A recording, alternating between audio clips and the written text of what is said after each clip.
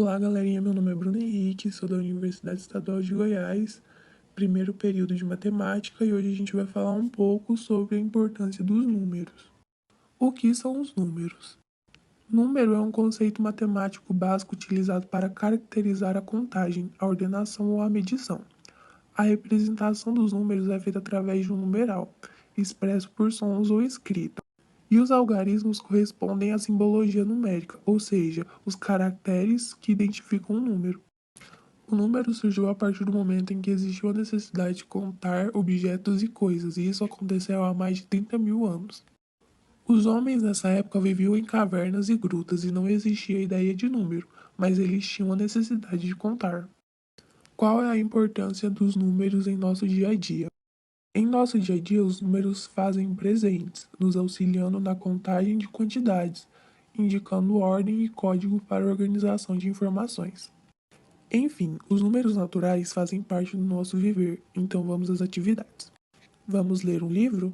Número é um símbolo para representar quantidades.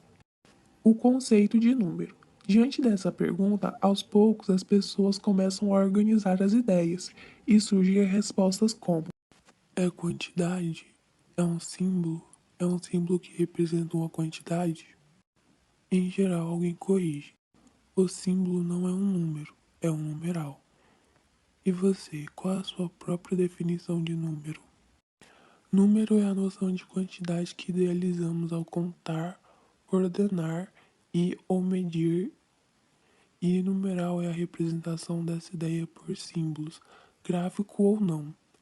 Assim, por exemplo, as palavras set, seven, sept ou símbolo 7 são todos utilizados para representar a quantidade 7. Representação de medidas, ordem ou quantidade. O número de ordem primeiro, segundo, terceiro são designados por ordinais e os de quantidade 1, 2, 3 são chamados de cardinais. Relações necessárias para a construção do conceito de número. Temos a comparação, classificação, sequenciação, ordenação, seriação, conservação, grafismo, gráfica do número. Grafismo, gráfica do número.